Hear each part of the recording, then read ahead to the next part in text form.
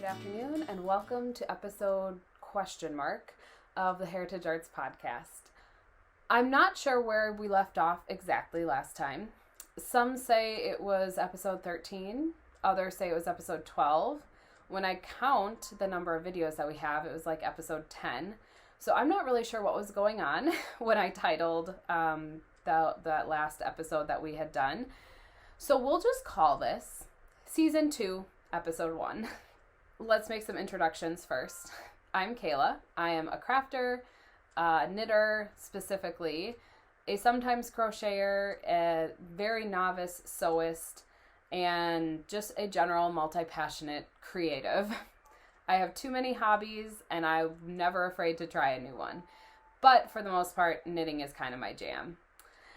It has been a long time since we've been in this space on YouTube. If you follow us on Instagram, you've maybe stayed a little bit up with what's been going on the last year and a half since we podcasted. We've had a lot going on. We have moved across the state. Well, we've moved across the border. We moved from Minnesota to Wisconsin to be closer to my family. And we did that spring of 2021, summer, I guess it was. We sold our house in the spring, moved in the summer, lived with my parents for 2 months until we closed on our home here in southern Wisconsin. So that was the number one big thing that we'd already been taking a break from the podcast. That further solidified the break, and we just knew that was not at all within our season to be continuing to podcast through that. So that is kind of the first bit. The second bit is that we moved into a home with an unfinished basement, and so that has been a big project of Tim's. So while he had taken up cross stitch and really loves that for times when he can't be working out in his wood shop, he had started that, kind of as a wintertime kind of placeholder for that. But with finishing a basement, that's all inside. So he has a lot of work to fill his winter time. He also finished off his shop. His shop used to be in a shed out in our backyard, which, if you know anything about Minnesota winters, very, very cold. So it was really impossible to keep that shop warm. So there was nothing really that he could do out there unless he absolutely had to venture out there to work on something, like to fix something. But in our new home, we have a 3-car garage, and he has finished off the garage, insulated, sheetrocked, everything, and the third stall he uses as his wood shop. So last winter, he was able to do a lot more out there, just kind of puttering around with stuff. Now I'm actually forgetting when he finished off all the little bits and pieces. But regardless, he has had a lot of home projects, has a lot more home projects coming up. He will be starting the cabinetry for that soon. So his kind of original handcraft that he has devoted a lot of his life to is woodworking. And that is kind of taking the front seat right now for him. So he won't be sharing really any here for the time being for cross stitch. I'm in our bedroom right now, and it still sits right by his bedside. I know that sometimes he does want to try to pick up a stitch or two here, but man, working on a ginormous home project, working a full-time job, having a 2.5-year-old, we are both spent at the end of the day. So I managed to squeak in a little bit more time for knitting than he can really squeak in for cross stitch, because any extra time that he has, he's generally spending on woodworking, although right now it's kind of just more construction and general contracting for our basement project. So we may share some more of what's going on in our basement, so you will probably see Tim's face here and there. But he probably won't be sharing much craftiness right now. So that leaves you with me and all my knitting, and maybe a little bit of sewing, a little bit of mending. So we'll get into it. I guess I'll show kind of my two big finished objects of the last like couple weeks. I've had others since the time that we've podcasted, so if you are curious about those, please feel free to check out our Instagram, Heritage Arts Co., and see what else I've been working on. But the most recent finishes have been this adorable little sweater here. This was one that I finished for our son. It was part of his Halloween costume. He was...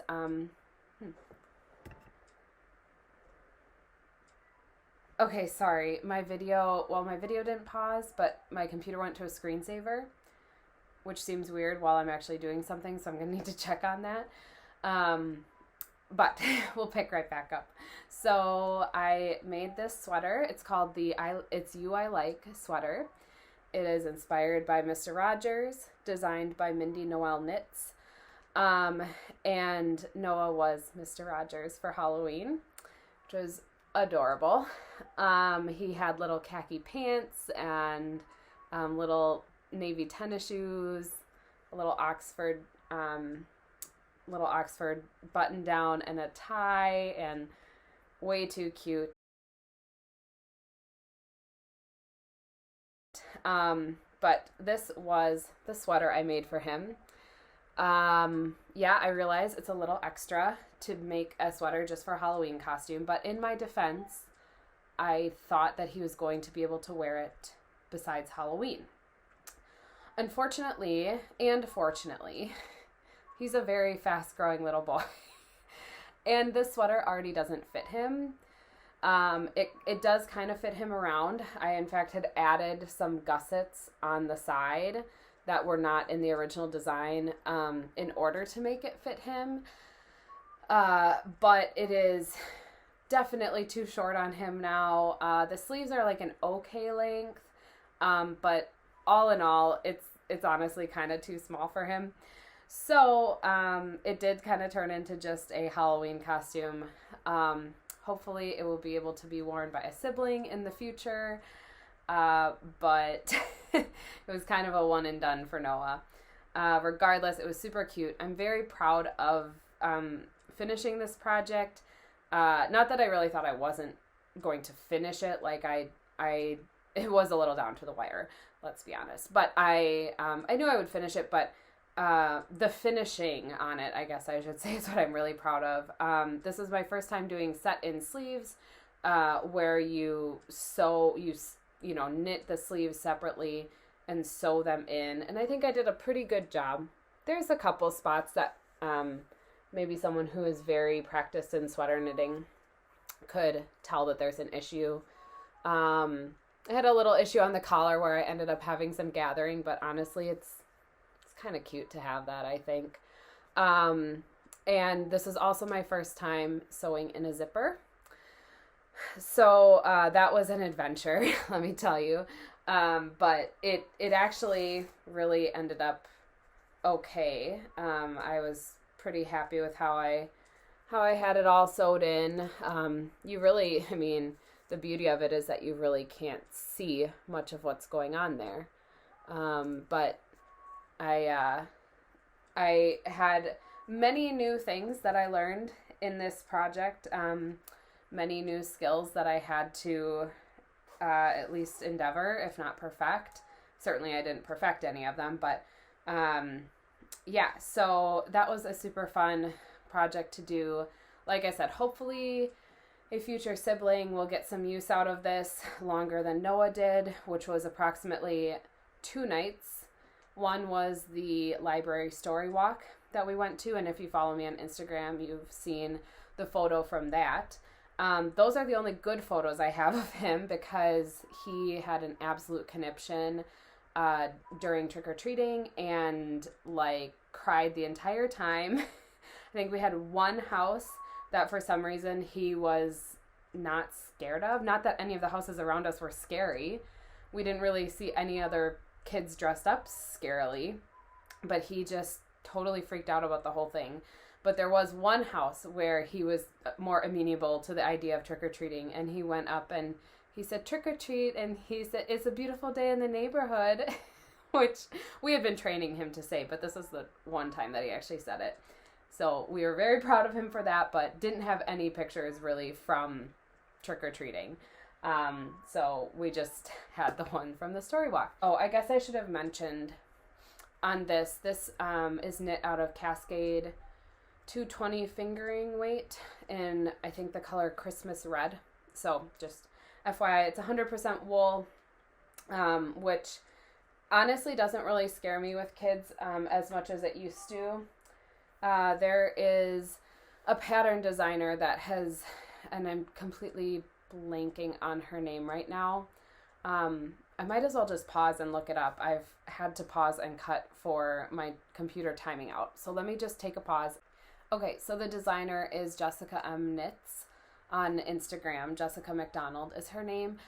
She had done a couple blogs, it had to be over a year ago now, talking about best yarns for kids and things being washable, stain resistant, things like that. And she made a really good case for using natural wools versus superwash wools or wool blends or anything like that. And she showed some examples of just how stain resistant regular wool, just natural wool, can be. And how, yes, I mean, you're going to have to hand wash it. You're going to have to. But I think by and large, a lot of people find themselves hand washing even superwash yarns. And so, but the stain resistancy of natural wools, at least from what she had shown, really kind of showed itself, especially when you're dealing with like spit up and things like that. So it made me not as scared to use wool for kids. So, I mean, I'll eat my words someday when he just like completely destroys a wool sweater. But thus far, we've really been okay, even with his superwash wool sweaters that I've made him. So, yes, so this is just a natural wool Cascade 220. So my next FO that I have is my Penguano sweater. I have been working on this for over a year and a half. I started it back in April of 2021, and I finished it in November of 2022. So over a year and a half that I've been working on it, but this was one that I had to kind of pick up and put down depending on just the season of life and what I could really do for taking knitting with me in places. I think this was maybe one that I actually packed up completely when we had been living with my parents. I think I kept out like 2 small projects during that time. So this was one that was, I think, packed away, if I remember right. Or it came with me in a bag, but really didn't get taken out.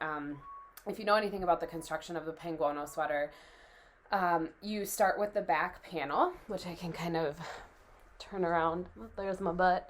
You start with the back panel, do the welts, and then you start constructing it from the side around to the front. And before you do the sleeves and the collar and everything. So it gets a little unwieldy, especially at the end. It got super unwieldy because you really have like this whole massive sweater. It's chunky, it's, it's garter, it's squishy, which is amazing. But it did get a little hard to work on if I was trying to like be portable at all. Not a portable project.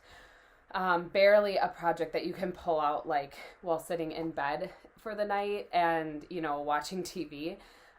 This really was a project that I felt like I would have to wait for nap time to like regroup and have the yarns out. It's held double throughout. So sometimes I held 2 different yarns double. Sometimes I held the same yarn double. But either way, you're working from 2 strands, which can get tangled. So it was very much like a sit down and work on project, if nothing else, because you had to like really prepare for it and have space to have all the things. So it went slower than I thought because of that, but I am super happy with the result. The colors that I used, this was knit all from Knit Picks Hawthorne yarn. The original colors actually came from the color shifting shawl kit on Knit Picks. And this was a kit that my mom got me for Christmas in 2020. And really all the colors that you see are the colors that are in that shawl kit. So I believe this one is called Burlingame. This is Eugene. This is Kearns. This is Arletta. This more red here. And then the arms are Jupiter Speckle. And you can see I just have a mix of all of these all over. The back, I held Jupiter Speckle double with some of the tonal colors. So you can kind of see how it gets that different kind of texture to it. Almost tweedy, which is kind of fun. So that's where the initials colors came from. However, I did end up purchasing additional skeins of a couple of the colors. I believe Arletta, this color down here, that color, the Jupiter Speckle, and then I also purchased a single skein of just Bear, of the Hawthorne Bear. And so that I used for some stripes, and I also used it, I didn't use it for the I-cord edging. The I-cord edging is Eugene and the Jupiter Speckle, if you see there. Like I said, I purchased a couple extra skeins, and you can actually see, I did end up having kind of some dye-lot changes through the sleeves, but I did try to keep them even, and I'm happy with how that turned out. I'm not too disappointed there. So, that's the yarns that I used for this. They're all superwash, so it is a pretty heavy sweater, as opposed to natural wool, which would keep it, a little bit lighter. But I wanted that. I actually kind of really like the drape that it gives it. So I think I mentioned it, but it's the Penguano pattern by Stephen West. There are so many amazing variations of it that people have done. Some that are like way out there and wacky. That's not so much my style. I really loved keeping it within a common kind of theme color palette, which the shawl kit was a really great basis for. And then I did make a couple changes, modifications as I went. So the original pattern is kind of just a short sleeve. It basically ends, I believe, kind of right here, after this little sleeve portion. And I needed a full length kind of cozy, comfy sweater. And so I had just kind of calculated my own decreases after this kind of mid upper arm point and decreased down. And then I just continued the panel that goes along here all the way down the wrist.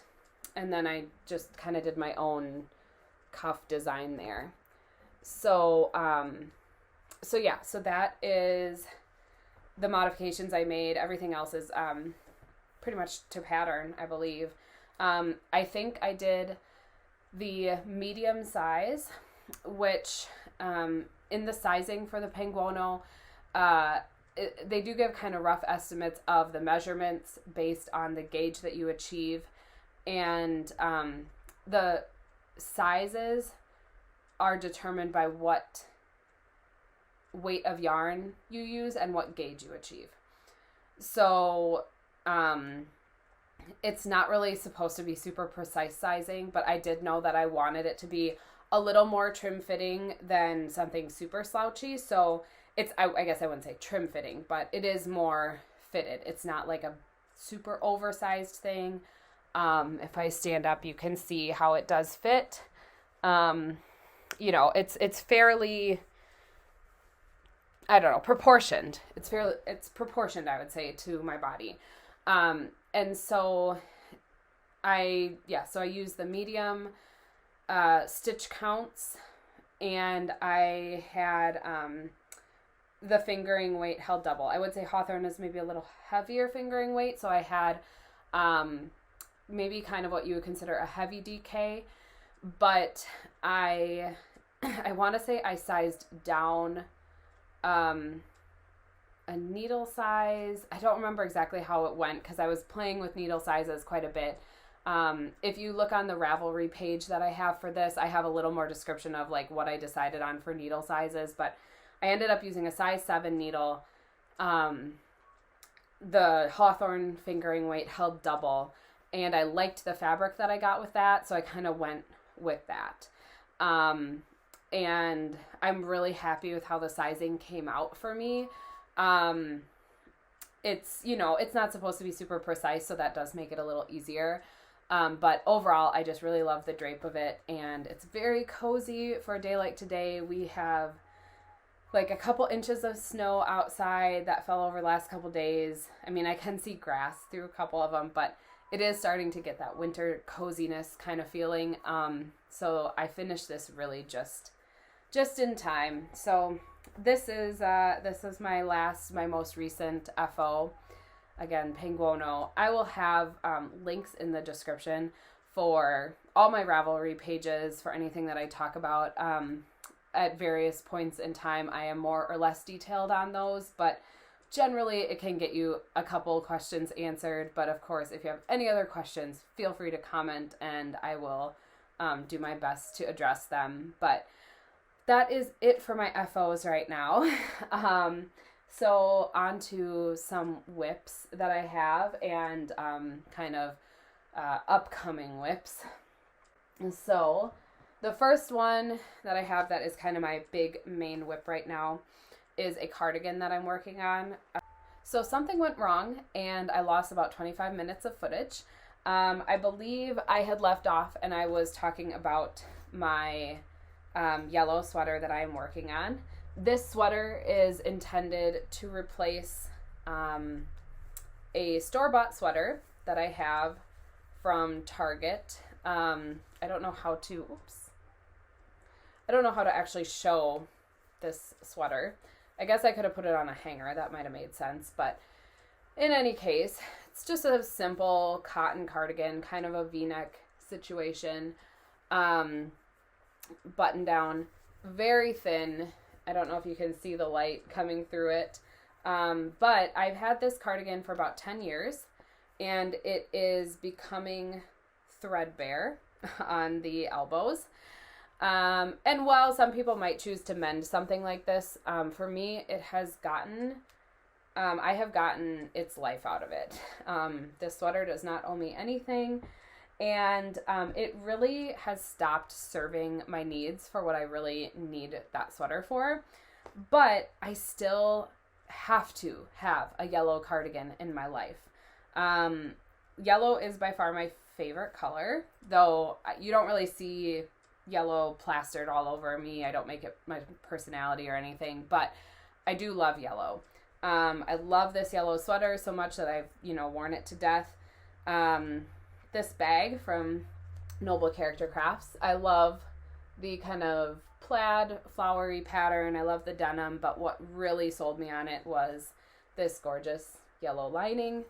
So I love yellow. Have to have a yellow cardigan in my life, and it was time to replace this one. I spent a lot of time trying to find the exact right yarn and the exact right color. Now I realize it's not the exact same color as the old one, but it is the exact right color for what I need right now. When I had many orders of yarn come in that I returned, that I was like checking colors on to try to find the right one. And what I ended up settling on, I settled on, I'm very, very happy with this yarn, is it's a tacky yarn by Stacey Charles. Kiowa is the name of it. I can grab the label here. It's a 55% lamb's wool, 45% cotton blend, which I felt really gave it the kind of heathered coloring that I wanted, because the yarns, the fibers dye differently. that kind of gave the variation that I wanted without being variegated. So it is a worsted weight yarn, and I am knitting the Reflection cardigan by the Velvet Acorn. It's a little hard to see right now, but it has very similar shaping to my old Target cardigan, where it's a little bit of a V-neck, kind of a lower start of the buttons, and it'll have, I think, a fairly similar cut, fairly similar length and everything like that. So it's kind of hard to see really what we're looking at here now, but I do have one sleeve that I am starting. I knit most of the bottom ribbing. However, I wasn't exactly sure how long I wanted to make it, so I just put it on cables for now.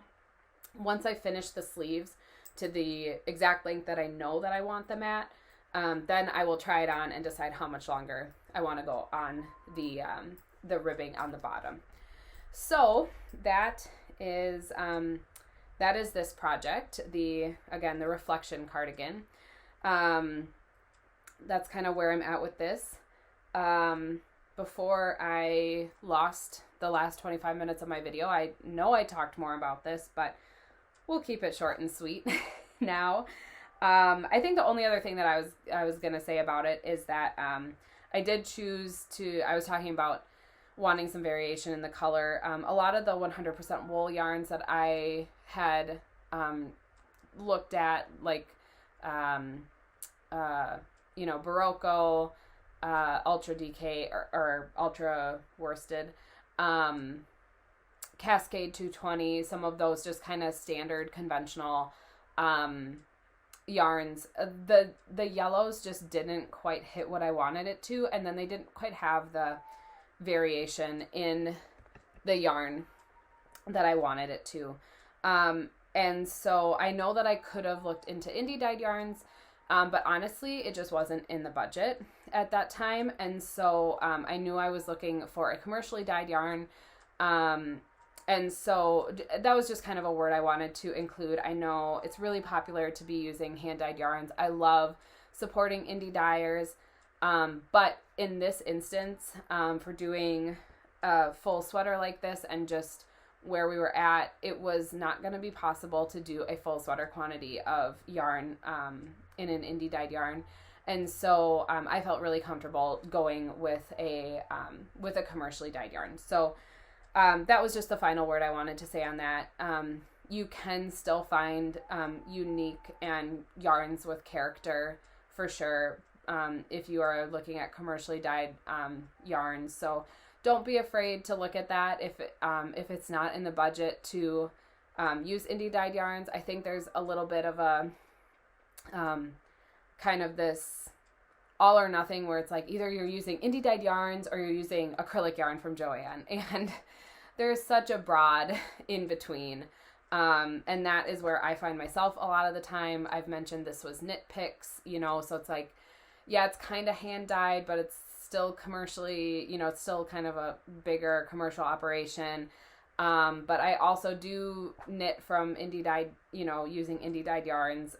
So there's a spectrum, and I just want to encourage anyone that is like kind of finding themselves not sure where to fall within that to just look around and be comfortable and be happy with wherever you find yourself for any given project. And that can vary for every project as well. For me, a sweater quantity of yarn, I was looking at commercially dyed.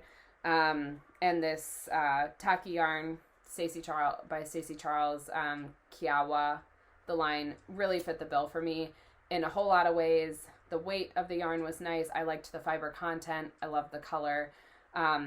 So that's what I went with there.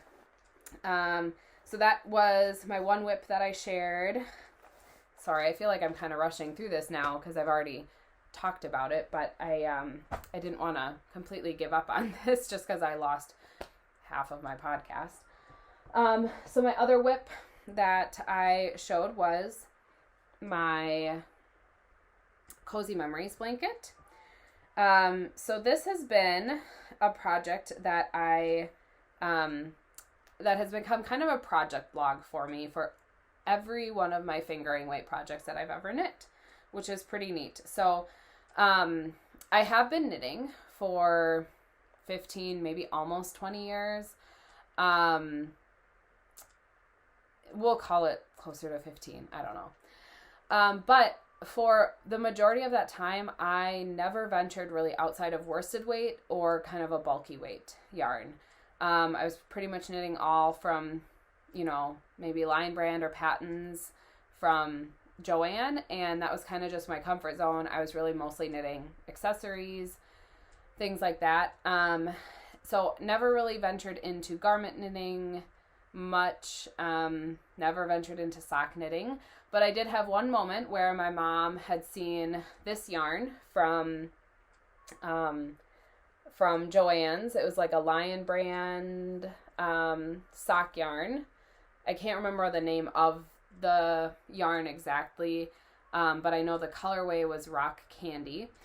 And she had picked out this yarn, and she really wanted me to knit her a pair of socks. And this was before I had any concept of knitting socks at all.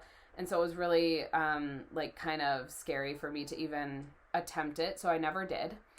And then it just kind of sat in my stash. And when I returned to knitting really full force in 2019, I had been knitting that whole time, but it wasn't my primary craft for several years. Once I returned to it kind of full force, I had started watching the Grocery Girls podcast, and they were really encouraging people to just try sock knitting. Just try it. And so I was like, I'm going to just try it. So I had this one sock yarn in my stash, and I said, okay, I'm just going to try it with this. And I had one pretty wonky sock and then a second kind of wonky sock. But it taught me a lot, and I was able to learn enough to want to keep going with it and want to keep trying other fingering weight projects. And so that's where this started, was this one wonky sock. And when I decided that I wanted to do a Cozy Memories blanket to keep track of all my fingering weight projects, I was able to start with that very first one. So I've had many since then, and I'll kind of show just going along. I've gone all along the bottom, and then I start the second row and then the third row, so you can kind of see the progression of some of the things I've worked on. Here you can see one of my favorite squares. This is emulated after, these two are kind of emulated after my iced gingerbread socks that I designed last year.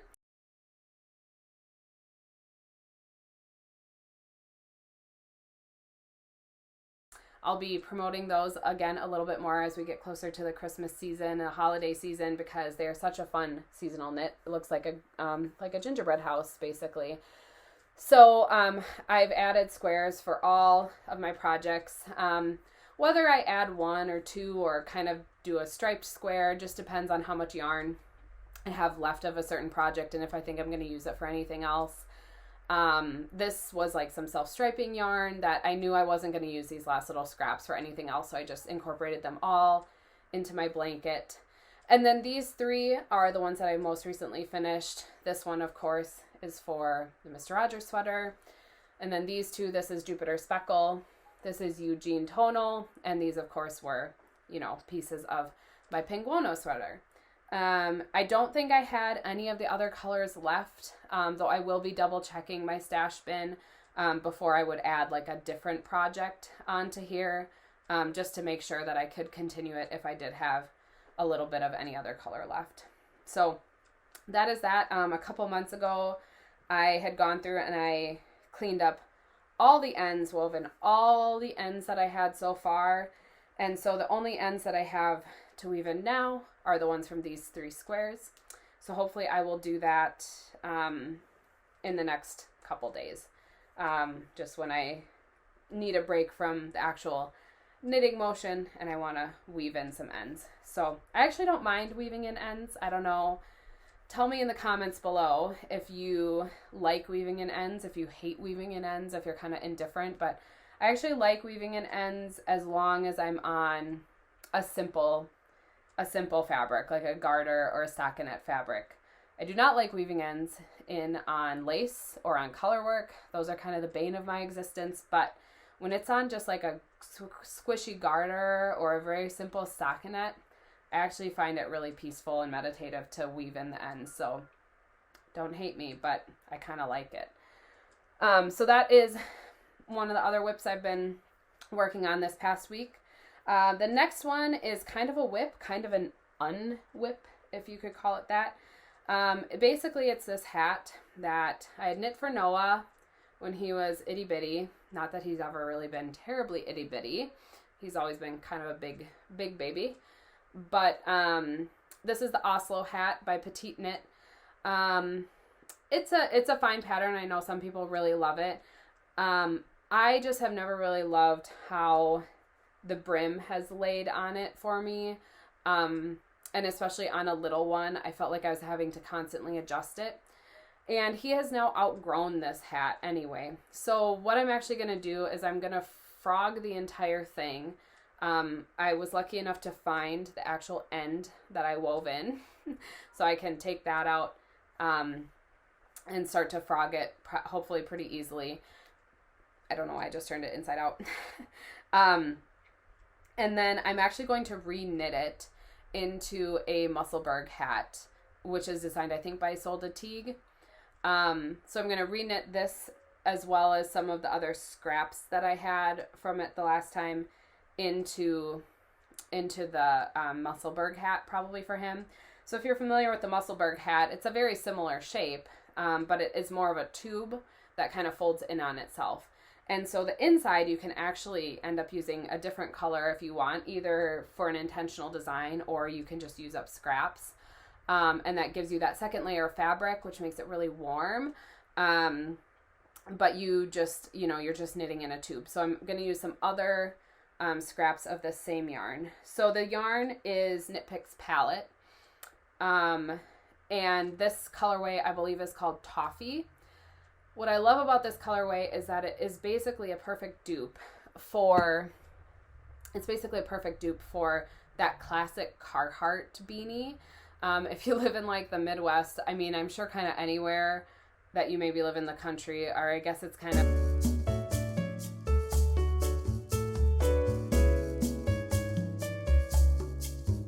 Anyway,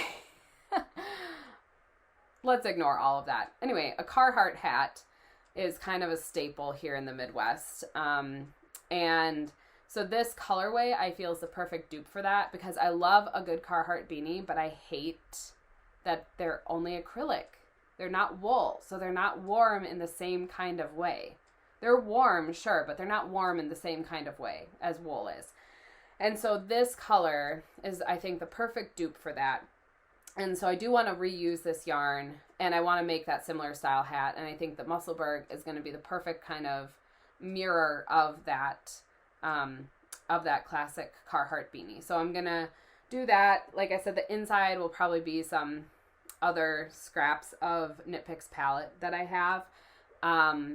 And that will be an upcoming whip. And the in-process part of it now is that I'm going to be starting to unravel it. So it's an unwhip. So that is my other whip. And those are really the only things that I actively have going right now. But a couple things that I do want to get on the needle soon. I had swatched for a Christmas sweater for Tim. And we joked that I was surely going to do it this year. When I bought the yarn early in the year, oh, of course I'm going to finish it for you for Christmas this year. No, that is not going to be happening, but I'm hoping I can at least get it started. So as soon as I feel like I have the brain power, and I have a toddler who has now woken up, so I will be back. Okay, so we'll pick back up. Projects that I do want to start soon. I mentioned this Christmas sweater for Tim. As soon as I have the time and the brain power to do a tubular cast on for the entire circumference of a men's sweater, that I will cast that on. I do hope to do that soon, but it is something that I need to basically have uninterrupted time to do, which doesn't always come terribly easy as the parent of a toddler. So I do hope to start that. I also hope to start another DK weight sock. So I have a small stash of a couple colors of this West Yorkshire Spinners BFL DK weight BFL yarn in their kind of birds colorways, where it's these self-striping, self-patterning in colorways that are kind of inspired by different birds. So I really love this yarn. I love the feel of the BFL blue face Leicester yarn, and I love how it wears for slipper socks. So I do hope to get another one of these on the needles. I'm finding myself kind of going away from fingering weight socks and really gravitating towards these cushier DK weight socks, and that yarn is like perfect for that in my opinion, and in my experience. So I do hope to get another one of those on the needles. Right now I'm really in a place where I'm just like wanting to finish projects, mainly because like I wanted to finish this sweater because I wanted to wear it. I want to finish my yellow sweater because I want to wear it. And so that's kind of where I'm at right now.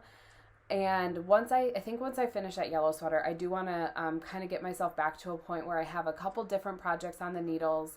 I like having projects of different weight yarn on the needles, on different size needles. I find that it lessens the fatigue in my hands if I can kind of rotate different sizes and different weights of yarn.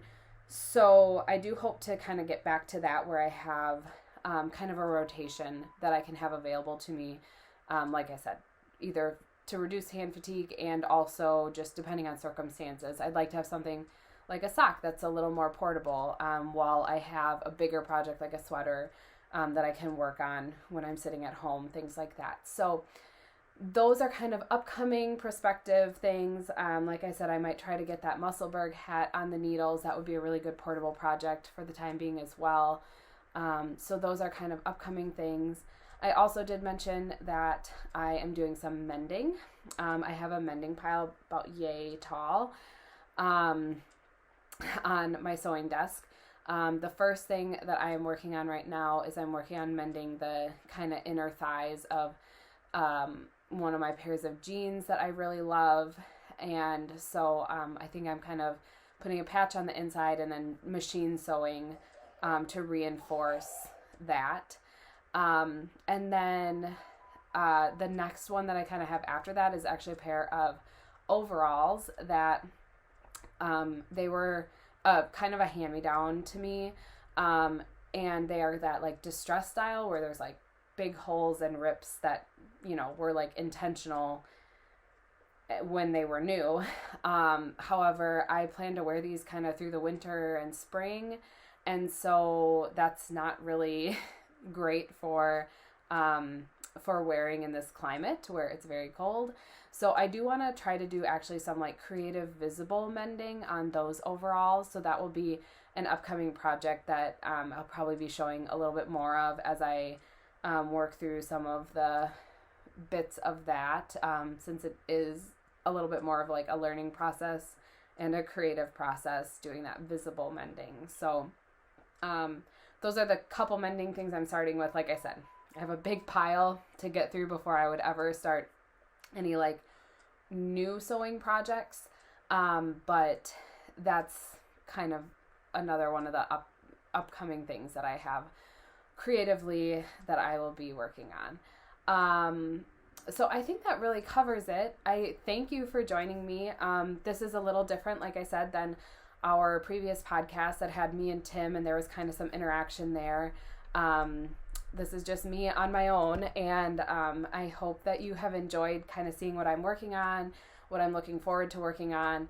I hope to just refine this process as I go forward. I did really want to return to podcasting because I really selfishly, I just wanted a visual log and kind of a verbal log of what I've been working on.